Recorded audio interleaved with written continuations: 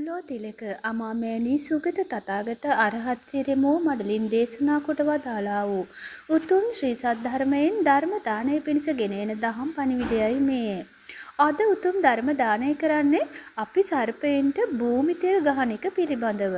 ඉතින් ලංකාවේ සාමාන්‍ය සිරිතක්නි ගැරන්ඩියක් දැක්කත් භූමි තෙල් ගහලා එලවා දාන එක. නමුත් මේක සර්පයාට අපේ ඇඟට ඇසිඩ් වක් කිරීම හා සමානයි. සර්පයින්ගේ පිටත වැස්ම තියෙන්නේ කොරපොතු වලින් හැදිලා. මේ කොරපොතු හැදිලා තියෙන්නේ කෙරටින් කියන ප්‍රෝටීනයෙන්. ඒ නිසා මේකට භූමි තෙල්, පෙට්‍රල්, ඩීසල්, තිනර වගේ ඕනම දෙයක් දාපු ගමන් ඒකත් එක්ක ප්‍රතික්‍රියා කරන්න ගන්නවා. ඒක සර්පයාට ගොඩාක් වේදනාකාරී. ගොඩක් වෙලාවට වේදනාවෙන් දින ගණනක් දුක් විඳලා මැරෙන එක තමයි වෙන්නේ. ගොඩාක් සර්ප වර්ගවල හැම ඉතාම මෘදුයි. අපිට ගොරෝසුවට අහු වුණත් මියුකස් සාවය වන සමක් තියෙන්නේ. භූමි තෙල් ගැරන්ඩි හැමට විතරක් නෙමෙයි. හැම හරහා මස් වලට ඇතුළු වෙලා කොඳු නාරටියට පවා උරා ගන්නවා. ගැරන්ඩියාට වෙන දේ තේරුම් ගන්න තියෙන හොඳම ක්‍රමය තමයි තමන්ගේ ලිංගේන්ද්‍රයේ ඉදිරි කොටස. එහෙම නැත්නම් සිස්න මුණ්ඩය හෝ යෝනි විවරය බැටරි ඇසිඩ් ටිකක් ගාගෙන බලන එක.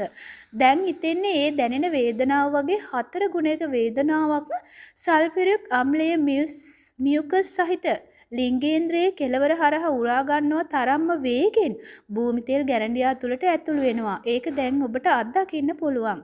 ඉතින් ඒ නිසා ස්නායු සංවේදනය 4 ගුණයක් වැඩි. අන්න ඒ වේදනාව තමයි ඌට මුළු ඇඟ පුරාම දැනෙන්නේ. මිනිස්සු වන අපේ ස්නායු පද්ධතිය දැඩි වේදනාවකදී හිරි වැටෙනවා. හැබැයි ගැරන්ඩියාට එහෙම නැතුව දිගටම වේදනාව දැනෙනවා. අපි වේදනාවකදී කෑ ගහනවා. ඒ සඳහා මොළය ක්‍රියාත්මක වෙනකොට වේදනාව යම් තරමකට අඩු වෙනවා. මේ කිසිම පිහිටක් ගැරන්ඩියාට නැහැ. තව දෙයක් ගැරන්ඩියා පොළවේ කම්පන තේරුම් ගන්න යොදා ගන්න පද්ධතිය අපිට කරන්ට් පැදුනම් වගේ සම්පූර්ණයෙන්ම විකෘති සංඥා නිකුත් කරන්න ගන්නවා. දඟල ඇඹරෙන්නේ අමාරුවට විතරක් නෙවෙයි මාංශ පේශි පාලනය ගිලිහෙන නිසා. භූමි තෙල් උගේ ස්නායු වල රසායනික විකෘති වෙලා කරන්ට් පැදුනා වගේම ගැහෙන්න ගන්න නිසා. අදහන ආගම මොක වුණත් निराගමික වුණත් කවදාවත් මේ පෞකාර කාලකන්ණි වැඩේ කරන්න එපා. ඇත්තටම ගැරන්ඩියාව දෙපැත්තෙන් අල්ලලා බ්ලේඩ් වලින් කපලා පිච්චුවත් ස්නායු පිහිටන විදිහ නිසා ඒ තරම් වේදනාවක් ඌට දැනෙන්නේ නැහැ. සර්පයන් මරන්න කියලා මම කවදාවත් කියන්නේ නැහැ. සර්පයන් පිළිබඳ ඇති නොදැනුවත්කම මිනිස් බලපෑම් නාගරීකරණය වරදවා හඳුනා ගැනීම වැනි බොහෝමයක් හේතු නිසා බහුතරයක් සර්ප විශේෂ වද වී යාමේ අවදානමට ලක් වී හමාරයි. ඒ නිසා ඔබත් හැකි අයරින් මේ සර්පයන් සුරැකීමට දායක වෙන්න. කිසිම වෙලාවක සර්පයෙක්ට භූමි තෙල් වැනි දේවල් යොදන්නවත්, ගහන්නවත්, හිංසා කරලා මරන්නවත් හදන්න උත්සාහ කරන්න එපා. සර්පයා කියන්නේ ජීවිතයක්නේ. ඉතින් අපි අපේ ජීවිතයට ආදරේ වගේම සර්පයාත් සර්ප ජීවිතයට ආදරේ කරනවා. ඒ නිසා කිසිම වෙලාවක පරපණ නැසීමෙන්, පරපණ හිංසා කිරීමෙන් අපි වළකින්න ඕන. මොකද ඒකේ විපාක විදිහට අපිටත් කර්ම විපාක ලැබෙනවා. ලෙඩ දුක්, අල්පායුෂ ආදී බොහෝ දුක්ඛිත විඳවීම් වලට අපිව ලක් වෙනවා. ඒ නිසා පළවෙනි සිල්පදය වෙන ප්‍රාණඝාතයෙන් වැළකීමේ සිල්පදය ඔබ දිවිහිමියෙන් ආරක්ෂා කරන්නට ඕන. ඉතින් කිසිම සතෙකුගේ ජීවිතයට හානි නොකර තමන්ගේ ජීවිතයට හානි නොකර ගන්නවා වගේම සියලුම සත්වයන්ගේ ජීවිත ආරක්ෂා කරන්නට ඕන. ඒකෙන් ඔබට සංසාර කර්මයක් රැස් වෙනවා. කිසිම බලවේගයකට තමන්ගේ ජීවිතයට හානියක් කරන්න බැරි වෙන. ඒ වගේම ආයුෂයේ වර්ණයේ සැපය බලය කියන ඔක්කොම ලැබෙනවා මේ ප්‍රාණඝාතයෙන් ඔබ නිදහස් වෙන එක, සත්ව හිංසනයෙන් නිදහස් වෙන එක නිසා.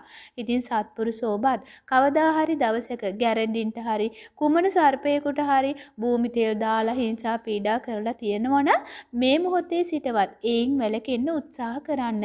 මොකද ඔවුන් ඒක වරක් විඳවන වේදනාව ඔබට කර්ම විපාක වශයෙන් අනන්ත අප්‍රමාණ සසරේ විඳින්නට සිද්ධ වෙනවා. බොහෝ දුක් විඳින්නට සිද්ධ වෙනවා.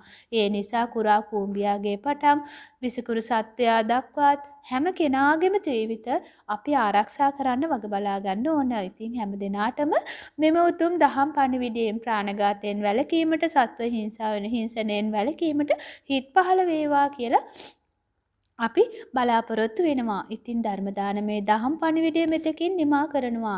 සත්පුරුෂෝබට මෙම ධර්ම දානමේ කුසල් බලෙන් නිදුක් නිරෝගී සුව දීර්ඝායුෂ වේවා. ඒ වගේම මෙම උතුම් ධර්ම දානයෙන් රැස් කළ පින් පරලෝ සැපත් ආදරණීය පියාණන්ටත් සංසාරගත සියලු ඥාතීන්ටත් සියලු ලෝක සත්වයන්ටත් මෙත් සිතින් අනුමෝදන් කරනවා. සියලු ලෝක සත්වයෝ අනුමෝදන් වේවා. හැම දිනාටම උතුම් අමා මහ නිවන් සුව ලබා ගැනීමට ධර්ම දානමය කුසලයෙන් ආයු වර්ණ සැප බල ලැබේවා. හැම දිනාටම උතුම් තෙරුවන් සරණයි.